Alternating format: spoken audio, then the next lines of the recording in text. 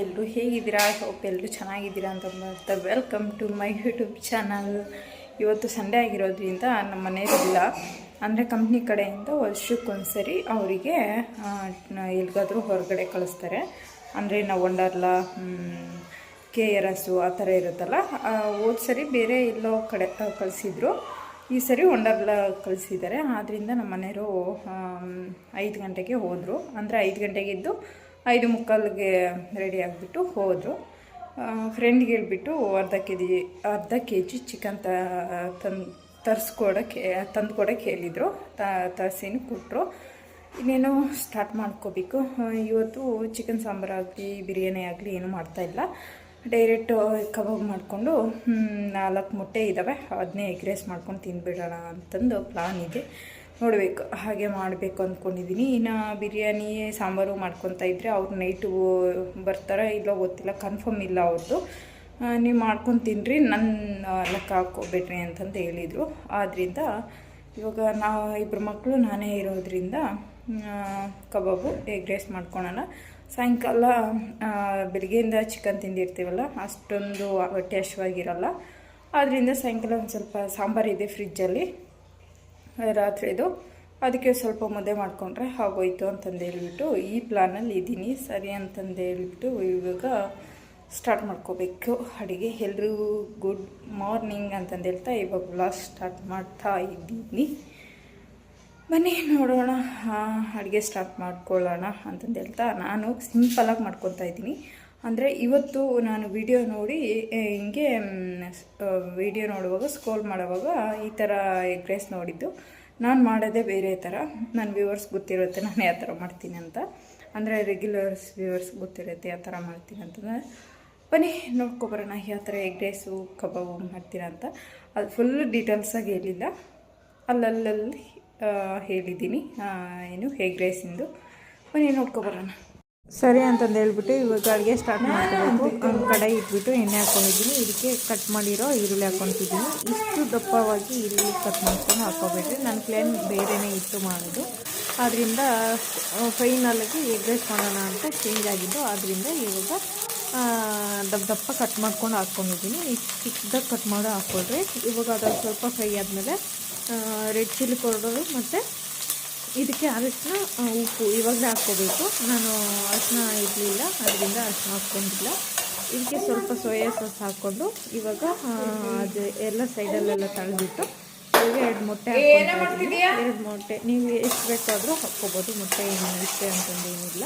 ಇವಾಗ ಅದು ಮೊಟ್ಟೆ ಕ್ಲೀನಾಗಿ ಫ್ರೈ ಮಾಡ್ಕೊಂಡು ಎಲ್ಲ ಮಿಕ್ಸ್ ಮಾಡಿ ಫ್ರೈ ಮಾಡಿಕೊಂಡೆ. ಲಾಸ್ಟಿಗೆ ಸ್ವಲ್ಪ ಇದು ಗರಂ ಮಸಾಲ ಹಾಕ್ಕೊತಿದ್ದೀನಿ. ಗರಂ ಮಸಾಲ ಹಾಕ್ಕೊಂಡು ಫ್ರೈ ಮಾಡಿಕೊಂಡು ಇವಾಗ ಅನ್ನ ಹಾಕಿ ಮಿಕ್ಸ್ ಮಾಡಿದರೆ ಎಗ್ ರೈಸ್ ರೆಡಿ.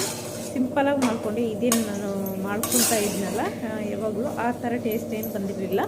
ಏನೋ ಇದು ಇನ್ಸ್ಟಾಗ್ರಾಮಾಗಿ ನೋಡಿಬಿಟ್ಟು ಮಾಡೋಣ ಅಂತ ಹೋದೆ, ಏನೂ ಚೆನ್ನಾಗಿರಲಿಲ್ಲ. ಏನೋ ಸರಿ ಈ ಥರ ಮಾಡ್ಕೊಳೋದು ಬೇಡ ಅನ್ನಿಸ್ತು. ತಿಂದಾಗ ನಾವೇನು ಅಭ್ಯಾಸ ಮಾಡ್ಕೊಂಡಿರ್ತೀವೋ ಅದೇ ಚೆನ್ನಾಗಿರುತ್ತೆ. ಆದ್ದರಿಂದ ಅದೇ ಚೆನ್ನಾಗಿತ್ತು, ಈ ಥರ ಟ್ರೈ ಮಾಡಿ ಕೆಟ್ಟೋಯ್ತು ಅನ್ನಿಸ್ತು. ಆಮೇಲೆ ಈ ಕಬಾಬಿಗೆ ಕಲಸಿಟ್ಕೊಂಡಿದ್ನಲ್ಲ, ನಮ್ಮ ಅಣ್ಣನೂ ಬರ್ತಾನೆ ಅಂತಂದು ಹೇಳ್ಬಿಟ್ಟು ಇವಾಗ ಕಬಾಬಿನ ಎಲ್ಲ ಮಾಡಿ ಎತ್ತಿಟ್ಕೊತಾ ಇದ್ದೀನಿ. ದೊಡ್ಡ ಕಡಾಯಿ ಏನು ಇಟ್ಕೊಂಡಿಲ್ಲ, ಚಿಕ್ಕ ಕಡೆಯಲ್ಲೇ ಮಾಡ್ಕೊತಾ ಇದ್ದೀನಿ. ಈ ಕಡೆ ಎಗ್ ರೈಸ್ ಆಗೋಷ್ಟರಲ್ಲಿ ಈ ಕಡೆ ಇನ್ನೊಂದು ಸೈಡು ಕಬಾಬ್ ಆಗುತ್ತೆ ಅಂತಂದೇಳಿ ಜಾಸ್ತಿ ಎಣ್ಣೆ ವೇಸ್ಟ್ ಮಾಡಲ್ಲ, ಅದನ್ನ ಮತ್ತೆ ಯೂಸ್ ಮಾಡಲ್ಲ. ಇನ್ನು ಒಂದು ಸರಿ ಯೂಸ್ ಮಾಡಿಬಿಟ್ಟು ಅದನ್ನ ಜಾಸ್ತಿ ಎಣ್ಣೆ ಯೂಸ್ ಮಾಡಿಕೊಂಡ್ರೆ ವೇಸ್ಟ್ ಆಗುತ್ತೆ ಅಂತಂದೇಳಿ ಚಿಕ್ಕ ಕಡಾಯಲ್ಲೇ ಮಾಡ್ಕೊತೀನಿ. ಚಿಕ್ಕದು ಒಗ್ಗರಣೆ ಹಾಕೋಕೆ ಬರುತ್ತಲ್ಲ ಅದರಲ್ಲೇ ಮಾಡ್ಕೊತೀನಿ. ಅಷ್ಟೇ. ಇವಾಗ ಒಂದೊಂದೇ ಎತ್ತಿಟ್ಕೊತಾ ಇದ್ದೀನಿ. ಕಬಾಬ್ ಮಾತ್ರ ಸಖತ್ತಾಗಿ ಬಂದಿತ್ತು, ಚೆನ್ನಾಗಿತ್ತು ಕಬಾಬ್ ಟೇಸ್ಟು ಸಮೇತ. ಯಾವಾಗಲೇ ಆಗಲಿ ಕಬಾಬ್ ಮಾತ್ರ ಟೇಸ್ಟ್ ಏನು ಹೋಗಿರಲ್ಲ, ಚೆನ್ನಾಗೇ ಇರುತ್ತೆ ಅಂತಂದು ಹೇಳೋಕ್ಕೆ ಇಷ್ಟಪಡ್ತೀನಿ. ಇವಾಗ ಇದೆಲ್ಲ ಇಷ್ಟಕ್ಕೆ ಇವತ್ತಿನ ವ್ಲಾಗ್ ಮುಗಿಸ್ದೆ. ಅಂದರೆ ನೆಕ್ಸ್ಟ್ ಡೇ ಅದು ಕಂಟಿನ್ಯೂ ಆಗುತ್ತೆ ಇದೇ ವ್ಲಾಗಲ್ಲಿ.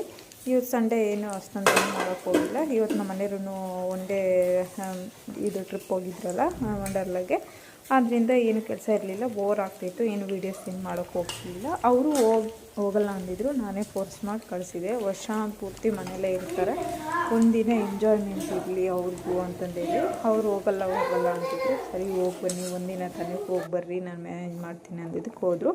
ಇದು ನಾನು ಇವತ್ತು ಮಾಡ್ತಾ ಇರೋದು ನೆಕ್ಸ್ಟ್ ಡೇ ಇದು ಮಾಡ್ತಾಯಿದ್ದೀನಿ, ಕರ್ಬೇವಿನ ಚಿತ್ರಾನ್ನ ಕರ್ಬೇವಿನ ಪಲಾವ್. ಎಷ್ಟು ಚೆನ್ನಾಗಿರುತ್ತಂದರೆ ಇದಕ್ಕಿಂತ ಮುಂಚೆ ನಾನು ಒಂದು ಸರಿ ಮಾಡಿದ್ದೆ, ನೋಡ್ತಾ ಇರ್ಬೋದು. ಸ್ಪೈಸಸ್ಸು ಮತ್ತು ಈರುಳ್ಳಿ, ಟೊಮೊಟೊ ಎಲ್ಲ ತೊಗೊಂಡಿದ್ದೀನಿ, ಎಲ್ಲ ಕಟ್ ಮಾಡಿ ಇಟ್ಕೊಂಡಿದ್ದೀನಿ. ಚಕ್ಕೆ, ಲವಂಗ, ಹಾಗೆ ಪುದೀನ, ಸ್ವಲ್ಪ ಕೊತ್ತಂಬರಿ.